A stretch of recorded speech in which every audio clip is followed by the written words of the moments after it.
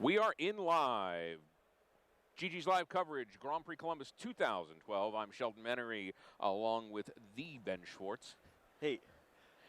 Billy Walmsley v. Paul Rietzl. We've got a sort of a Rug Delver matchup v. Jund, his first Jund deck we've seen. Jund is a deck that's fallen out a little. There's Paul Rietzl. Fallen a little out of favor in Modern. Yeah, it had a lot of success during the PTQ season. It's a really popular PTQ deck, and likely going to be a popular deck here. But the results weren't stacking up in favor of the Jund players. Yeah, Marshall and I were talking at the top of the broadcast about there's a Step Links turn 1 from Paul Rietzl. One of Paul's favorite creatures. Only cost him 3 damage to get that. Billy plays a tap land. We saw in Yokohama about 18% of the day 1 field played Jund. Yeah. And only about 11% of the day 2 field. Yeah, it's one of those decks that is relatively easy to build, and it's a favorite deck. People remember it. Remember playing it back when it was in Standard, and it's fairly straightforward to play. But here we see Paul attacking for 2 with his Step Links, playing an island, and Paul looks like he's playing a really similar deck, maybe an identical deck to what we saw Shahar Shenhar play last round. A blue, red, white Delver deck with Step Links and a lot of burn, and the matchup looks very similar. Well, last round, Shahar was playing against Reed, who's also playing a Jund deck. Yep. Terminate. Oh, the Delver gets terminated relatively quickly, but Paul's going to landfall. He's going to landfall here and get in for 4. Actually, it's going to be 8. It looks like. Oh, it does have a fetch land. Oh man, that's cool. So that will presumably drop Billy down to 10. Looks like Paul's working with a Lightning Helix left in his hand. Okay, I'm going to go to 10. Paul wearing his trademark Boston Red Sox hat. And Paul's not one of those Johnny-come-lately Red Sox fans. He's been in it since the beginning. Yeah, they used to call him Little Darwin. Yeah. Because he used to go to the old YMG store and apprenticed under Hall of Famer Darwin Castle. Cards in hand. 3. So it looks like Paul's just going to pass it back to Billy, and Billy's going to see if he can resolve a Liliana.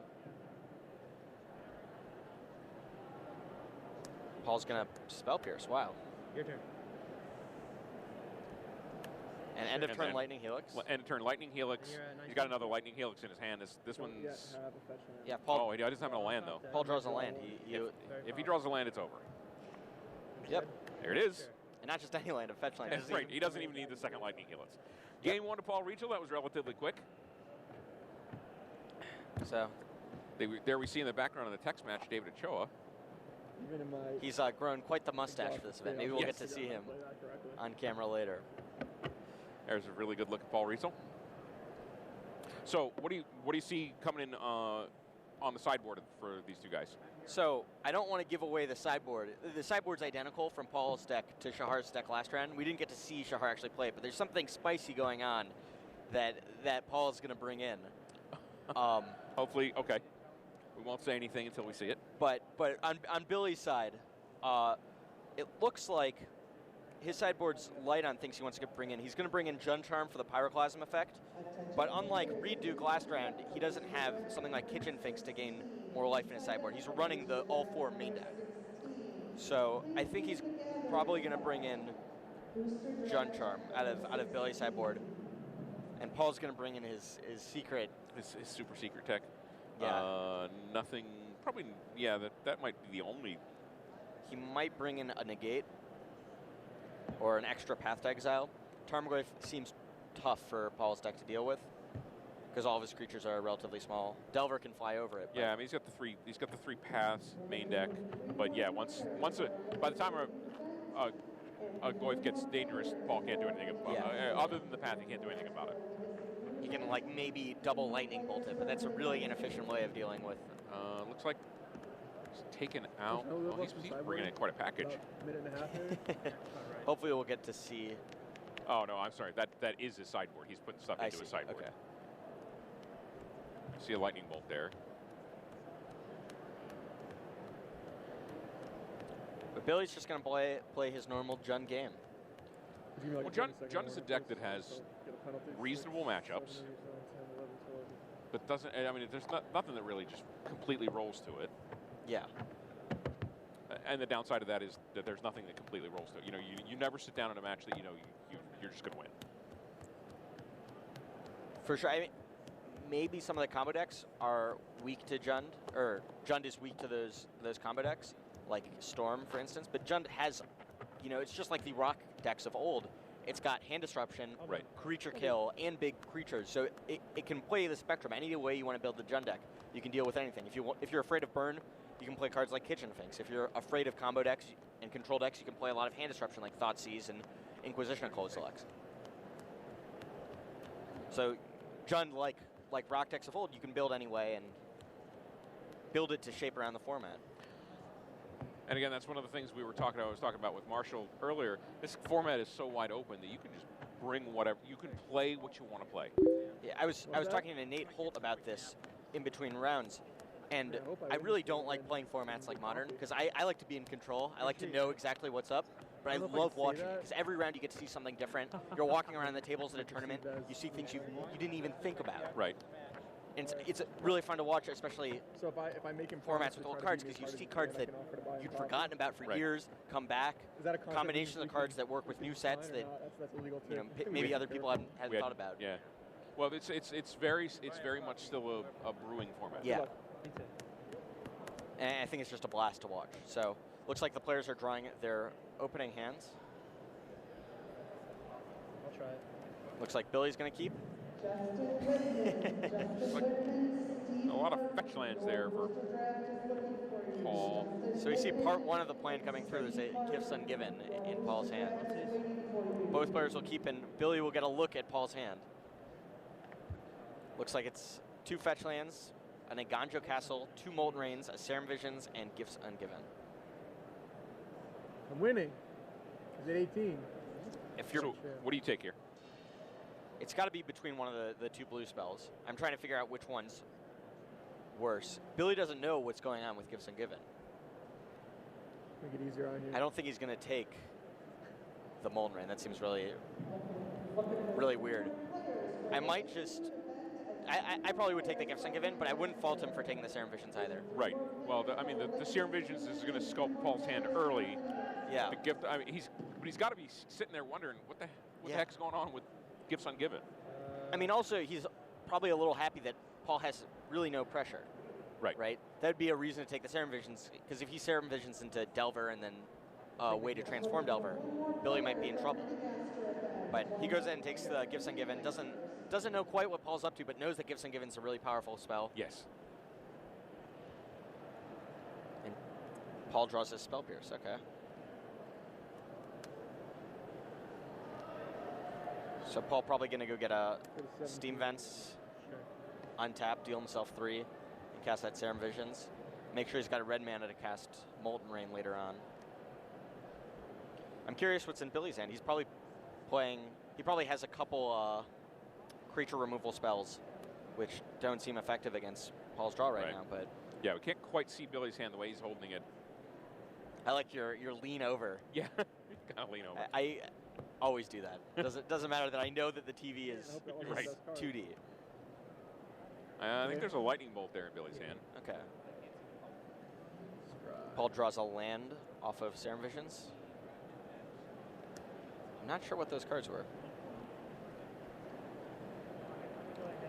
But Paul's thinking about them. Yeah, it's hard to get. He's leaving one on top, shipping one to the bottom. Your turn. I'm really interested to see how Paul's deck plays after sideboard.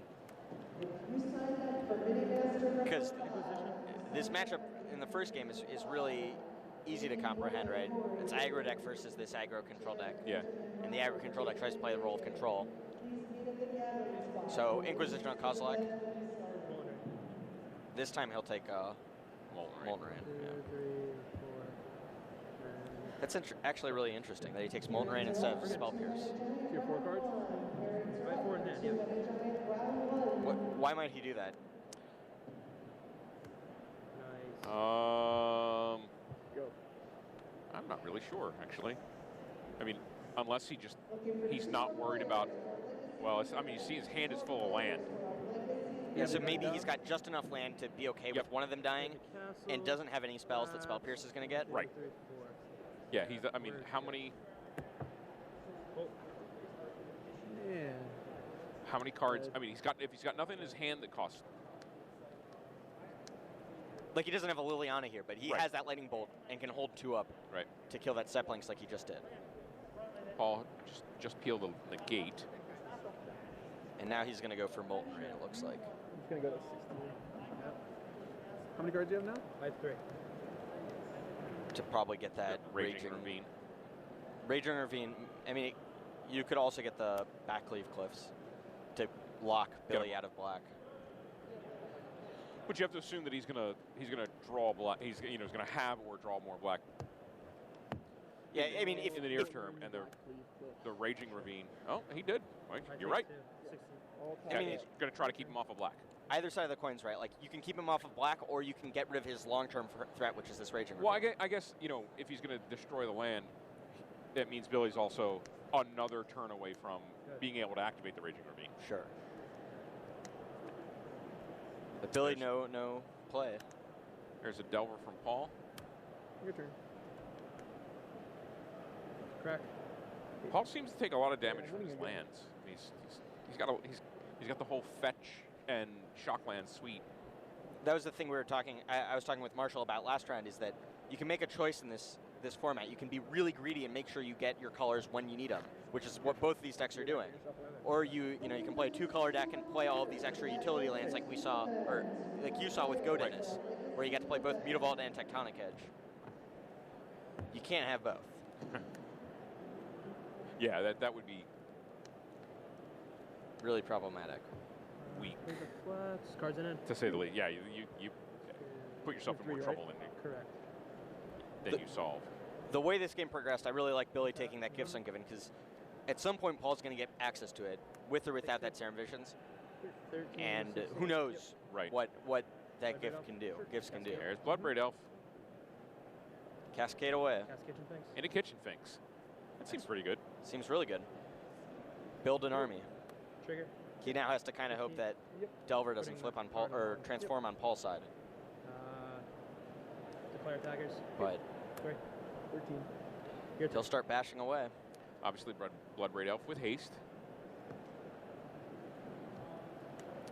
Love that card when it was in Standard. That card so much. It was a fun card to play with. I mean, I love the Can you Junk go to deck 10? when it was in Standard. Not too fun to play against, but really fun to play with. Yeah. Sure. Well, bit blasting into Bloodbraid Elf into Lightning is Yeah, you look dead on board. Bit Blast, Bloodbraid Elf, Lightning.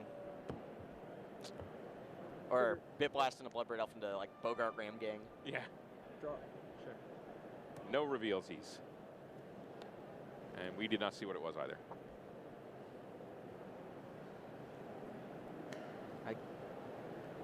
It was a With 15 Snapcaster. as well, right? Yes. So Paul gets 2 more lands. He can then Snapcaster Gifts Two Ungiven cards. Correct. if that's what he really wants. But right now He's not going to have the. Yeah, I don't think he's going to have the time. Yeah. He's probably going to have to use that Snapcaster to flash back Serum Visions here and get another blocker, dig a little deeper. He's got trouble with Billy's creatures is his problem right now. So that's what he's going to do. Cast it. Sure. Draw. And let's see what he draws. Another Delver. Yep. Two lands, it looks like. Yeah, that's an Arid Mesa, which he is going to ship both. Yeah, I mean, he has no need for those 2 lands. Yeah, he needs action. He needs action cards right now. Your turn. He needs like a Path Tag Exile or a Lightning Bolt. Gifts Ungiven Draw. would also be good. He obviously couldn't play that. He couldn't play that Delver. He only has white mana up. Yep. Egandria Castle. We saw 14. Shahar last round do some work with Egandria Castle plus Geist of Saint Traft, because Geist of Saint Traft is legendary.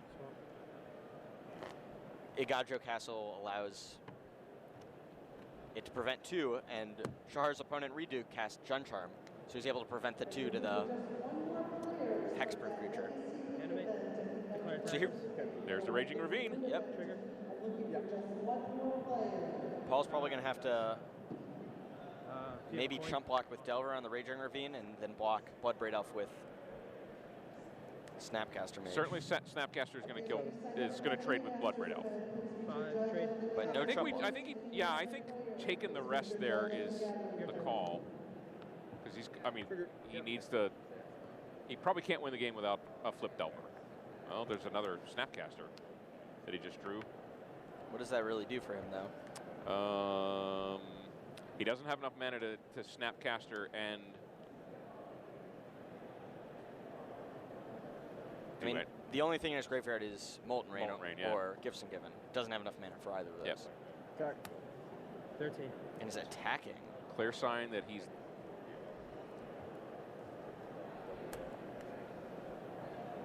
Okay. So you're going to chump block with that one. For sure. You mean he has to? Wait, he has to, yeah. But I think there's Billy. a Bloodbraid. Yeah. Oh wow. Bloodbraid Elf in his hand. Yeah. 3. If he, no, sorry. I like the fact that Billy is thinking. He really thought about that play. Do I play the Bloodbraid Elf or do I just get in with Raging Ravine? Yeah, I mean, he also has Jund Charm in hand. He could possibly Jund Charm away both of Paul's creatures and leave himself with a 2/1 Kitchen Finks. That's actually one of the interesting things about Jund decks. It seems sort of brainless at first glance, right? You just play Bloodbraid Elf and cascade into Lightning and win. Right. But there are really tough choices because you only have so many turns to do your stuff. We see Paul spell pierce there, the Liliana that came off the Bloodbraid Elf. Let's see if Delver flips. Looks like Serum Visions. Yep. So Delver does indeed transform, but I don't think that gets him out of. I really don't think that gets him too far out of jail here. Yeah, he has to get something good off the Serum Visions. Serum Visions is not preordained. He just has to be lucky with the top of his deck. Step links, okay. We're working with something. It's a start. But again, step links. I mean, that's just staving things off. That's not changing the math. That's just giving himself a little more time. And this is not the game Paul really wants to be playing. No, he certainly. Well, nobody wants to be at 2 facing 3 creatures. Yeah.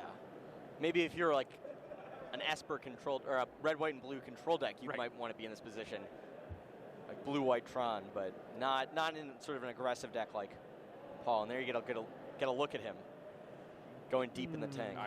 It's exactly the phrase I was going to use.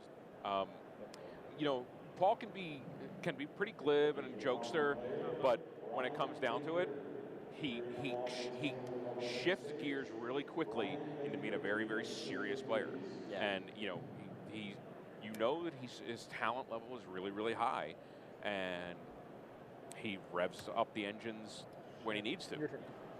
I mean, you don't top 8 a Pro Tour and almost top 8 a Grand Prix in the same day. Right.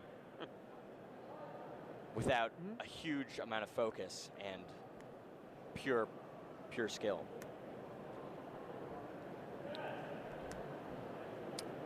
So Billy probably doesn't. He's thinking, I don't want to run into a lightning bolt here that hurts really bad. But looks like he's going to attack and then after combat play another Kitchen Finks. Sure. He doesn't want to get his Raging Ravine into trouble. He'd much rather guarantee that he's got 3 creatures on the next turn. Your turn. All right, so Paul needs a pretty good answer here. I'm not sure what it could be, though. Correct. Yeah. Well, yeah, anything that kills the Finks still leaves Billy with two 2/1 Finks. Lightning Helix. That does something along with the Snapcaster Mage.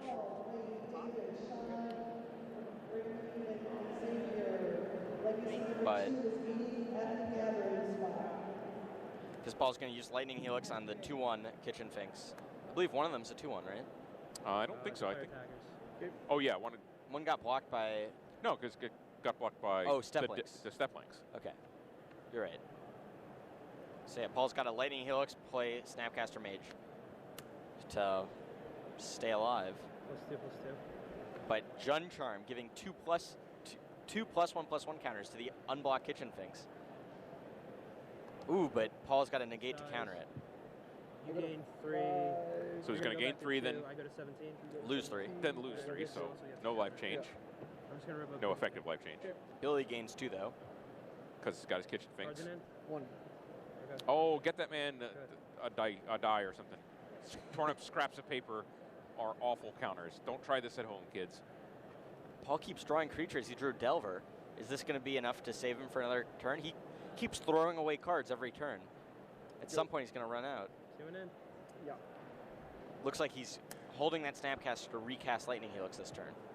Let's see if Billy. Yeah, he's gonna come in with the. Now he comes in with the Ravine. Yeah. And now I don't think. Paul stays alive for one more turn. Snapcaster blocks Ravine. Ravine. And Lightning Helix takes out the 2-1, I assume.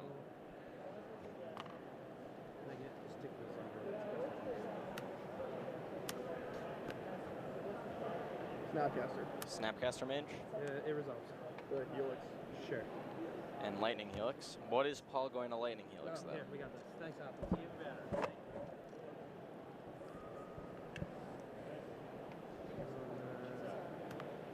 Blog there. Yeah. Certainly that. Oh, there we go. Got that cleaned up nicely. Got some dice on there. Anything before damage? Yeah, Paul has to make this block. If he doesn't, he just loses on the spot.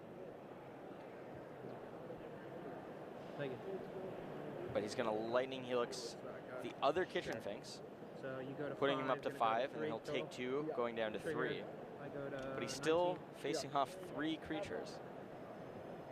I'm going to play Verdant He's Cast just on treading this. water. Yeah, with only 1 card in hand, and we know it's a negate. No, it's a Oh, Delver. it's a Delver, right? But still, I'll concede. Yeah, that's game. Going to game 3. so there we saw Paul's deck sort of not be where he wanted it to be. He had no early drops. The Molten Rains that he had didn't do any damage to the mana base of Billy. Right. And he wasn't able to get anything in the late game. Well, Billy just crushed him with Bloodbraid Elves and Kitchen Finks. Well, it's what the Jund deck does. It gets the guys Yeah. and gets them in there. I think that one of the ways that Paul can win is like he did in the first game, where he gets an aggressive creature out quickly, starts attacking, and then has burn to Right. go the distance. Yeah, I mean, does Paul's deck have a tough job coming back? I'm pretty sure it does. I mean, he's got Snapcaster Mage, which can do some work, but 25 minutes left. Thank you. it's not like he has big guys. Right. It's not like he's a control deck. He really wants to get in for a lot of points with Step Links, Delver early on, and then hold back, and have Snapcaster for burn to deal the last few points. He can't fight evenly with something like a Tarmogoyf. Even Kitchen Finks gives him fits. Well, we Yeah. saw there in that game. It makes his removal. It's got removal for it once, but it's still back again. And there was another thing we saw. Maybe if Paul used that Molten Rain on the Raging Ravine, he might have had a chance that game. Yeah, because he does. There's no pressure coming. There's no pressure coming. I mean, it's easy to second guess that choice, but Sure. it's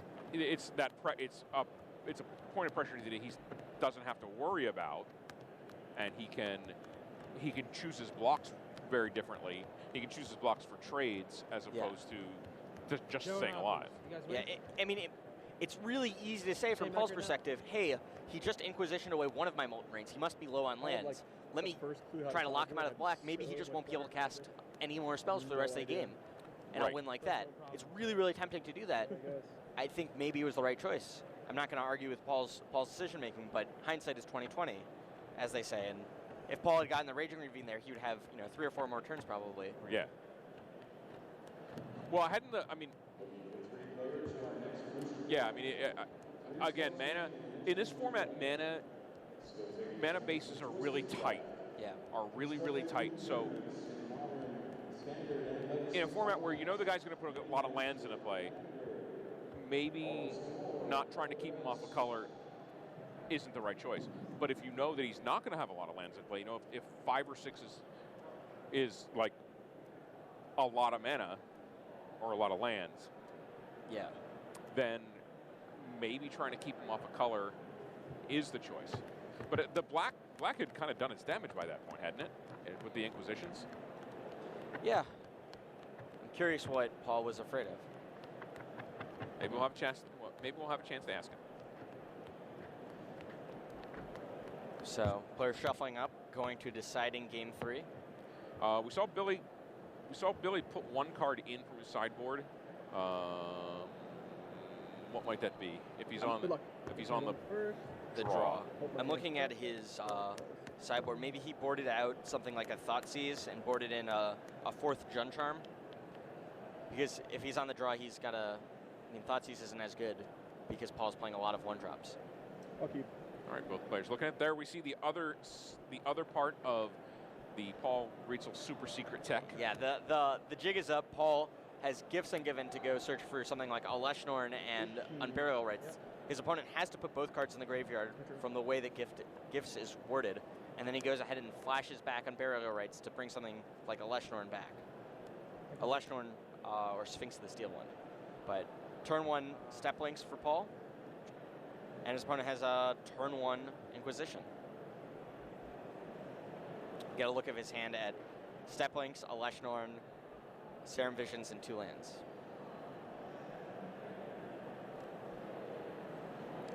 If you're Billy here, what do you take? I'll take the Serum Visions. Okay.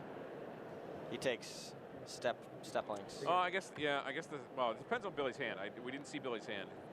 If he's got a Jund Charm or something, I think maybe he takes the. If he's got. If he doesn't have any removal, in his hand, which again we can't see if you're not actually watching the broadcast, you're just listening here on GG's Live. We don't see Billy's hand particularly clearly. There we see a swamp on the top of it, but I think his hand is significant in his choice there. Yeah. Because if he has no removal, he can't deal with both Linkses. But if he's got something like a Lightning Bolt and a Terminate, it seems easy to pick the Serum Visions. You don't want to let Paul dig deep and set something up.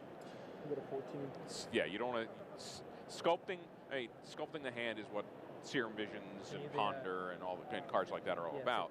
And yeah, you don't want to let him have access to it. You just played the Halcyon earlier. So Paul fetching with his Arid Mesa here. Yep. Getting triggers on his Step Links. Yep, that means his Links is +4/+4 for the turn. He's going to swing that into the red zone and basically equalize the life totals. 16. We see Serum Visions in hand. We see another fetch land in hand. Serum Visions goes ahead and draws another Serum Visions. One of the things I noticed, one thing I noticed about Legacy over the last 2 events, and I hadn't watched a lot of Legacy before, is the players play with a high percentage of their entire deck. You know, all the pondering and digging and things. You play in standard, you know, in a standard game that probably is going to go 9 to 11 turns. It means you're going to see 16 or 17 cards, and it seemed to me that in Legacy, especially, they were just playing with 40 of the 60 cards in their deck. I mean, that's one of the things with Brainstorm is it allows you to see a ton of cards, Brainstorm and Ponder and those cards, especially when you're in a format with fetch lands. Right. Right, so Paul is shipping his 2. A Serum Visions again for a sort of poor man's preordained. two Serum Visions in a row. I wonder what he drew. I didn't quite get a look.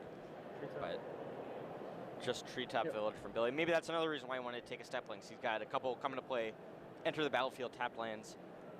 A slow start. Wants to avoid taking, 4 or 8 damage. That's how much that Step Links was representing. So. There's the Thoughtseize. So you got to take Gifts Ungiven here. Yeah. Billy has to understand what's going on. Yeah. Because this is a normal strategy of the blue-white Tron decks in this format. Gifts Ungiven just for a Leshnorn and Unburial Rites, flashback Unburial Rites. If he takes a Leshnorn here, then... Yeah, okay. Correct. Take Gifts Ungiven, none of those shenanigans this game. If you get to 7 mana, great. Good job, good effort. But we're not going to let you have that one. No. So Paul's probably going to get in for another 4 here, right? Well, yeah, he's got 2 fetch lands in his hand. Plays the marsh flats. Attack. He's going to get in. Take 12. Yeah. Only for 2. It's interesting. Maybe he's aware that his opponent has something like Jund Charm, or he wants to hold it to be able to destroy Billy's Treetop Village if he activates it to block. There's Liliana. Sacrifice the creature. So yeah, Billy is going to use the -2 ability to take out Step Links, dropping Liliana down to 1.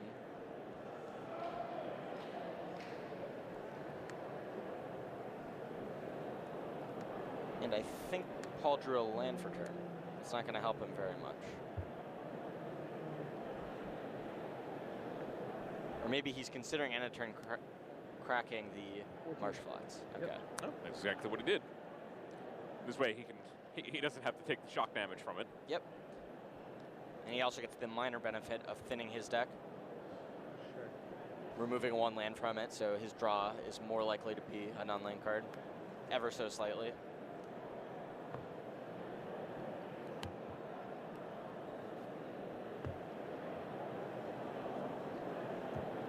So not sure what Paul drew there.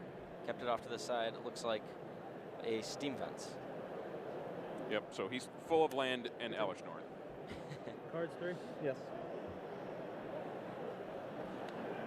Does Billy have pressure to sort of punish Paul's inaction here? Doesn't really. Well, I mean, he doesn't. He's got Treetop Village at the very worst, and he can continue +1ing Liliana to start making Paul discard. But he also has to discard when he uses that ability. Play discards. that's what happens. Paul's thinking about. I mean, the Elish North is the play there, right? Yep. Yeah. That's where Liliana's kind of a liability, right? Now what if Paul Fire taggers. draws On burial rights. on burial rights or even Gifts Ungiven? Get back that Eleshnorn. By 3. I guess Billy can just untap and -2 his Liliana to kill Eleshnorn, but that's actually pretty good. Yeah. There's Gifts Ungiven. I think Paul's still got to wait for something like a lightning bolt. Yeah. But he has. I mean, he only has 4 turns of Treetop Village Sure. in Actually, his face, and probably less because he's got fetches. Your turn. Paul can just cast Gifts Ungiven for 4 cards here Spell and card. make Unburial Rights one of the cards. He's got black mana with Godless Shrine. So either way, if Unburial Rights is in the graveyard or in his hand, he can cast on the Eleshnorn. And if he Right. puts it in his hand, then he can get Eleshnorn twice. So he has the opportunity to give Billy the choice to see which good cards he gonna wants to let Paul have. Okay, I'm ready. And Paul's probably going to cast it in response to a Treetop activation. Like after Treetop attacks, because he can make Lightning Bolt one of those cards and get rid of the Treetop Village. So, great analysis of the situation from the Ben Swartz. Trying to think what other gifts options Paul has. That's one of the fun things with gifts is you've got so many possibilities. It's an aptly named card. Yeah. There's always a present. All right, so we see Paul pretty deeply in the tank there on his decision for that turn, and he doesn't. He chooses not to do anything. About the Treetop Village. Now gifts will resolve. And we'll get to I see give you what 2, the what rest Paul of them comes is out. Technically, you put 2 in the yard. Okay.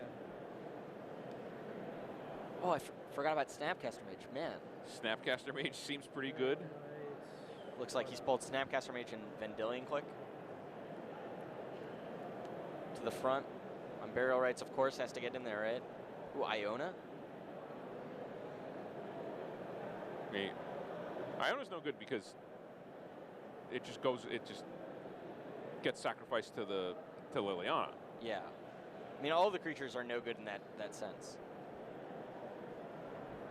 Yeah, he's got to deal with the Liliana before he can stick a Cards, creature. 2. 5-2. And even something like Sphinx of the Steel One still gets iced by Yeah. Iced. Liliana. Isn't she the Ice Queen? No, that's not her role. Iced. No, she's got flames in her hand. Oh man. Maybe in the next set. Yeah. Maybe we'll like go to a plane that's like an Ice Age plane, like called Snap 2. Time check this. So we see another gifts as one of the choices. We see a Snapcaster, see an Unburial Rites, Is and that a Vendilion click? I can't quite tell. We'll see in just a second when Billy decides which two will hit the graveyard and which two will go to Paul's hand.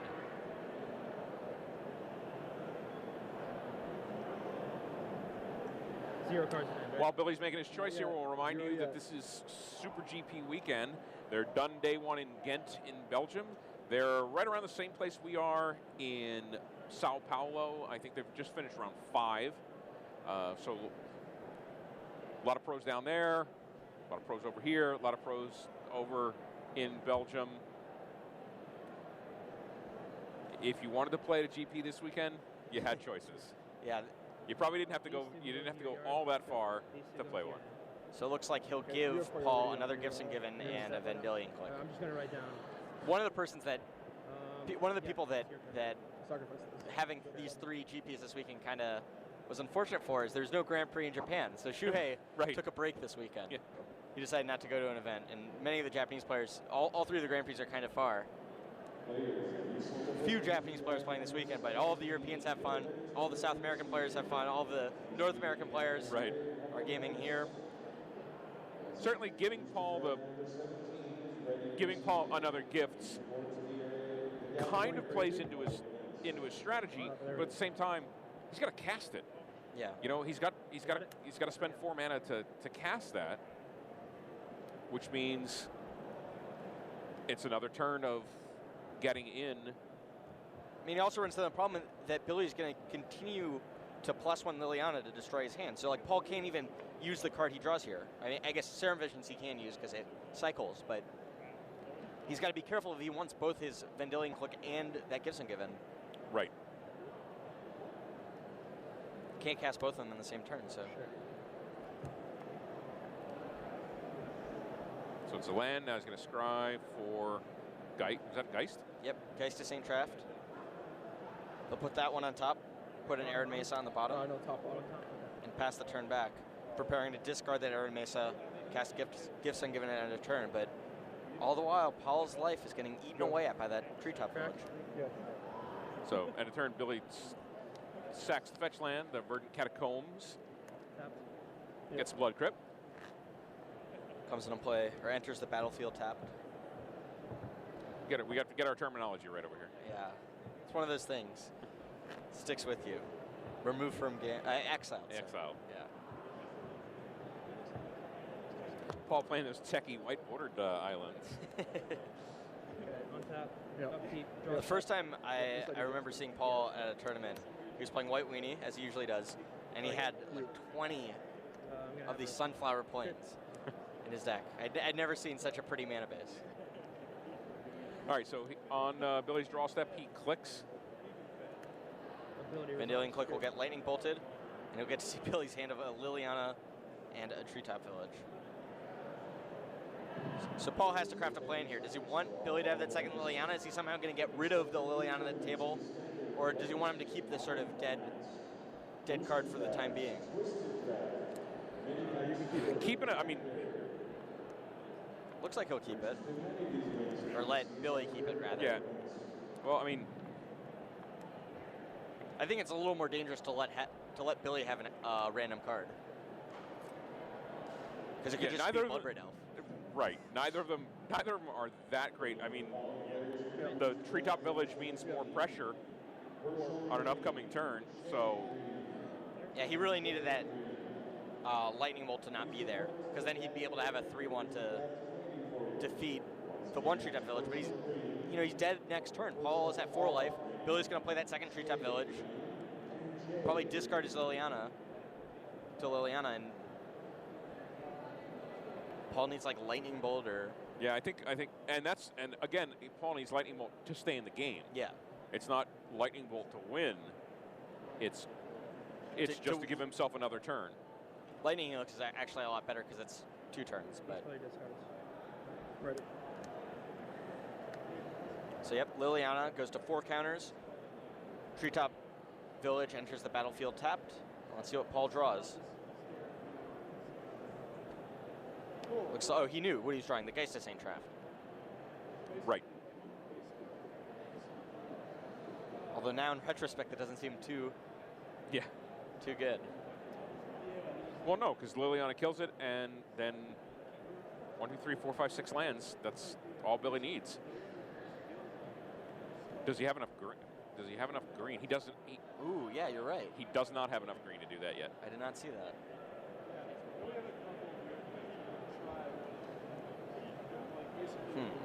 One forest, 2 treetop village, blood crypt, swamp, blackcleave cliffs. But Geistessaint Draft, yeah, it's kind of it's a dead draw for Paul right now because Liliana just Upkeep. kills it. Yep. So the safe way, we didn't see what Billy drew, but the safe play here is, and he doesn't know what Paul's drawn, is play his card, make Paul discard. Each player discards. Yep, he drew another Treetop Village, so that will ensure 6 damages heading his way next turn. So Paul's probably going to give Ungiven in response to give himself more options. He knows Billy has no cards in Is he hand. on 6 lands? 1, 2, 3. No, he's on 5 lands. So Paul can't even kind of hope for Elish Norn. To hard I mean, Elish Norn is in the graveyard. Isn't he playing 2? Oh no, he's only playing 1. Just Sorry. one. He's got a number of other guys that he could. Sphinx of the Steel Wind. Yeah, that's a little further off too. Looks like he's going to give Billy Lightning Helix, Lightning Bolt, Vapor Snag, and Snapcaster Mage. It's in Billy's hands now, both literally and metaphorically. Still pretty dicey situation for Paul Rietzl here.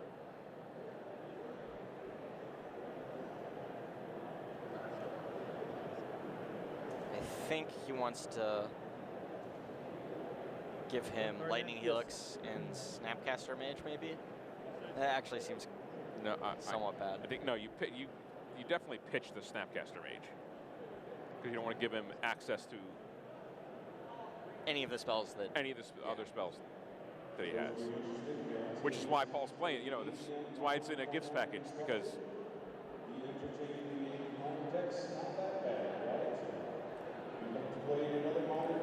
Billy's still thinking about So it. Billy's got to think 1, 2, 3, 4, 5, 6, 7. If Billy peels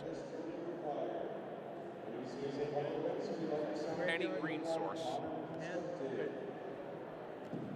Thinking. I mean, not anymore. Because now... he's got the 3rd treetop village. Right. 3, 4, 5, 6, 7. Yeah. Billy's enough to activate both of his treetop villages, but now Paul's got a number of different ways to deal with them. He's got Lightning Helix and Vapor Snag to effectively buy him 2 turns. Kill one of the treetop villages and make sure the other one won't be able to attack the next turn. Right. And gain 3 life, which is So cool. I mean, isn't Billy's play then just draw his card, play what he draws, and activate Liliana? Yeah. I mean, he knows exactly yeah. he knows exactly what Paul has in his hand, so he's gonna at some point Paul's gonna suffer. This is all in response to a Liliana, by the way. Yeah. Paul's still got to choose and discard. I think he wants to discard that Geist. So I gotta discard this and hope. Okay. Yep. Yeah, because that's the only thing starting to keep him alive. He's gonna have to play both. Obviously, he can't play both right now. So Vapor Snag Sure. gets the 1. I mean, that effectively saves Paul. Because now Billy next turn doesn't have 2 green sources. None. Maybe Right. I wouldn't have activated Yeah. that Treetop Village if I Yeah. were Billy. Yeah, that All right, Jack. Need the help here. Ooh, Sphinx of the Steel Wind for Paul. Still not getting out of this jam. You can't cast it. And Even if he he could could, cast it, yeah. it's dead to the Liliana.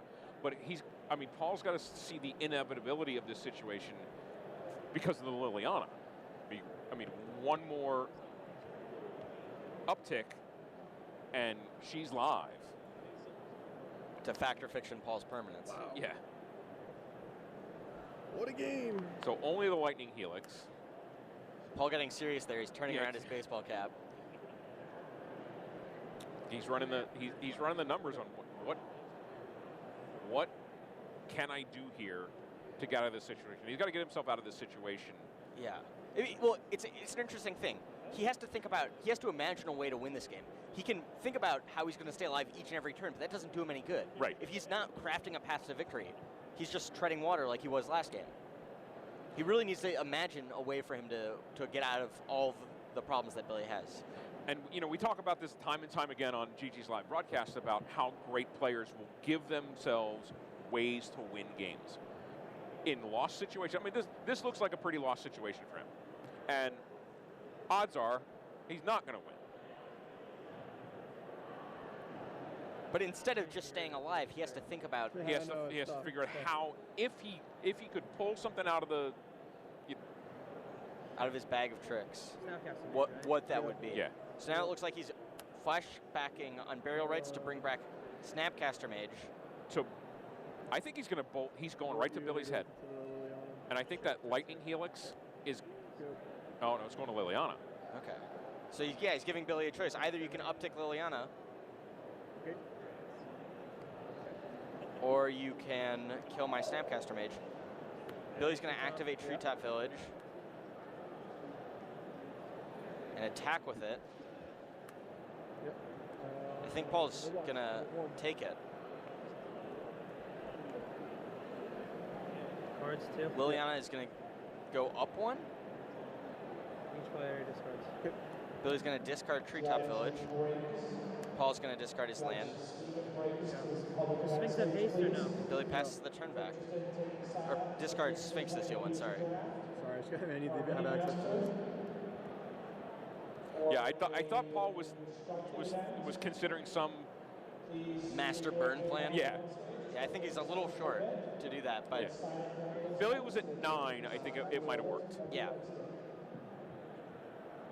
Attack Liliana. So now Paul's going to attack Liliana down to 1.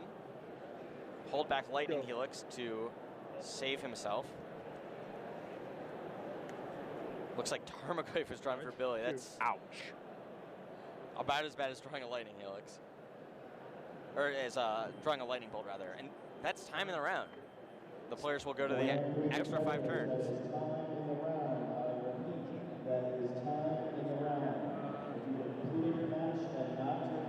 Ready. May change the way both of these players play the game. I think Paul. I doubt Paul can win with 3 turns. No, but he can definitely draw with 3 turns. Billy can also win easily with 3 turns. But There's the Lightning Helix. yep, bringing Paul back up to 4, destroying that treetop. This is turn 0. Yep. On your upkeep, I may have. So Paul's going to get the 3 turns. Pass to turn 1. Paul's turn. Keep. Your turn 1, right? He's at 4 life. This is turn 1, yeah. But he's living off. He's also living off the top right now. Yeah. So I mean, both players kind of are. he's got to have action. See, he doesn't have another Unburial Rites in his graveyard, does he? Not in his graveyard. I think he only has 1 in his deck also. But Billy's going to take out Snapcaster Mage with Terminate before Paul gets a chance to draw a card. And it doesn't look like that card was very good for Paul. He's certainly... Even if it is something like Lightning Helix, that doesn't do too much because Billy can just make Paul discard first. Right. With Liliana. Although, then he points it at Billy's head, gains If it's a himself to Lightning 3 life. Helix, but if it's a Lightning Bolt, wow, that's a risky play from Billy, playing Dark Confidant. So Paul drew Molten Rain, but he doesn't have 2 red to use it. That would have been really good if he had 2 red mana. All right, he goes the 1. Only lightning helix there? I think so. Lightning Paul needs- Helix Yeah. Or Snapcaster Mage. or Snapcaster Mage is what saves him here. Roll 1. Correct. I think I'm dead. Because this is the last turn he has to survive, right? Yeah, and there's nothing Maybe you have a there's nothing 10. in Billy's deck that's going to kill him with Dark Confidant. Sure. Can I take a look at your graveyard? Yeah? So that I- Delver does pretty much nothing, right? Yeah, I think all Paul is No cards doing in it, correct? here is saying, okay, listen, kid, I'm not gonna give it to you. Yeah. You're gonna have to do it. You're going to have to earn it. And there's the handshake. Maybe Billy was playing Emrakul. Yeah. Who knows? So there we go. Billy Walmsley wins round 7 here at Grand Prix Columbus. 2 games to 1 over Paul Rietzl.